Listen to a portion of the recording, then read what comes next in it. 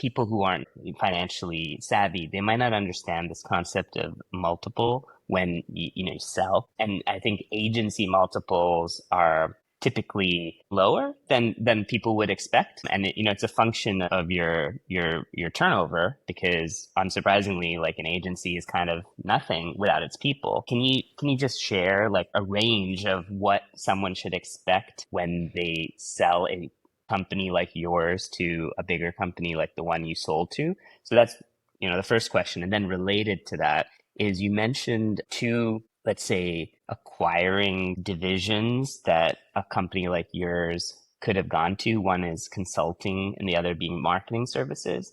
And I think you said that you went into the consulting part of, the acquirer. But what would, I guess, Adaptive Lab, or what it became, what would that look like if it was brought into the consulting division versus the marketing services division of the acquirer? And you did mention something about being profit motivated versus something else, but in terms of what your people would have been doing on a day-to-day basis, in the new organization, how would that differ between consulting versus marketing services? Yeah.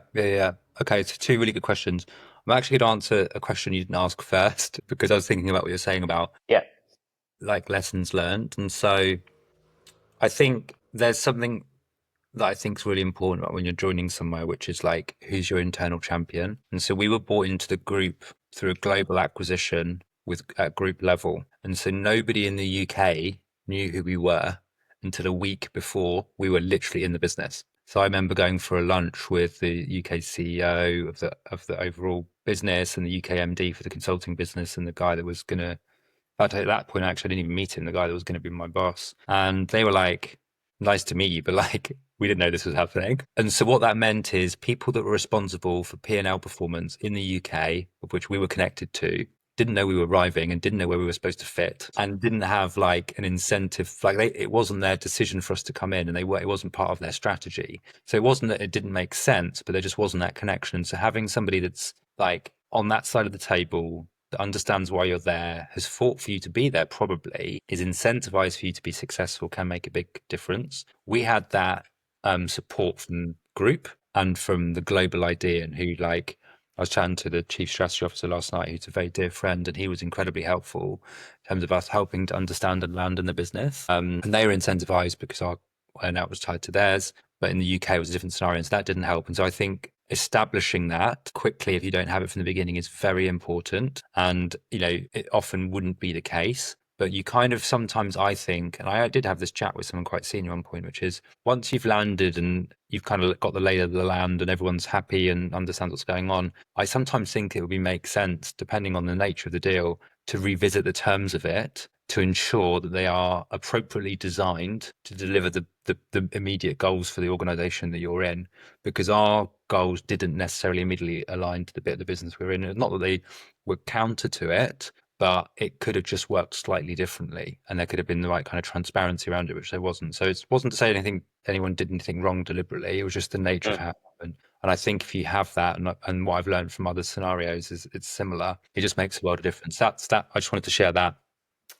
On the bit about multiples, so yeah, like you typically get a multiple on revenue or profit, and people in this space would say that you'd get between 1 and 3x revenue and 5 to 10 times profit. I think is the sort of thing. Like, there can be like always be things that are out from that, and there can be sort of multiple multipliers. And so if you've got if you set up internationally, that can be a big help. I think probably the breadth, like, I remember doing a session a number of years before we sold, and we were looking at like what were the value multipliers of the business, and there's things that can detract and things that can add to it, and it's things like breadth of service offering, breadth of client portfolio across services, which kind of might like support you against market fluctuations and stuff, IP, all this, like a variety of things, and all of those can sort of add to the multiple or detract from it. But like also there'll be a thing about timing, competition,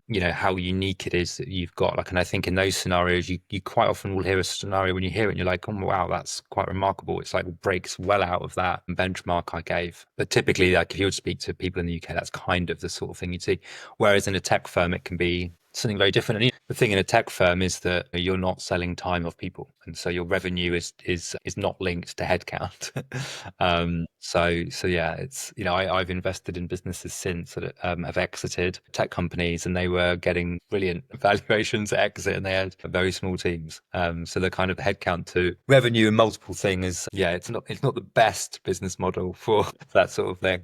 Yeah, so that was that, and then the other question was about like acquiring bits. So just to clarify, what I wasn't saying, it wasn't about divisions within the same business that would acquire. It's actually the nature of the business. And so by marketing, I mean like marketing holding groups, so like WPP, Omnicom, all those guys. If you were to put what we did in the marketing space, which isn't quite true, but you could argue that that's the case.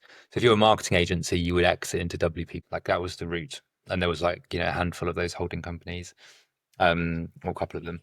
And so there's that scenario, or you get acquired into a technology or strategic consulting company. And so there's those two paths, and the latter path is the path that we did.